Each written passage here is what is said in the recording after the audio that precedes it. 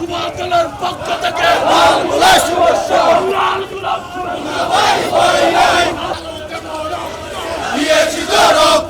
উপসা থেকে পাতুরিয়া আজকে সবাই এক বাক্যে তার নেতৃত্বে আজকে যুবদলকে স্বাগত জানাচ্ছে।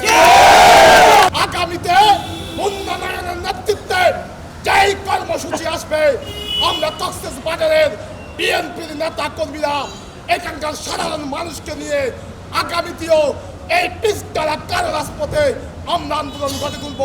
সবাইকে ধন্যবাদ এবং মুবারকবাদ জানিয়ে আজকে মিছিল সফল করার জন্য সকলকে কক্সবাজার জেলা যুবদলের পক্ষ থেকে আন্তরিক ধন্যবাদ এবং মুবারকবাদ জানাচ্ছি।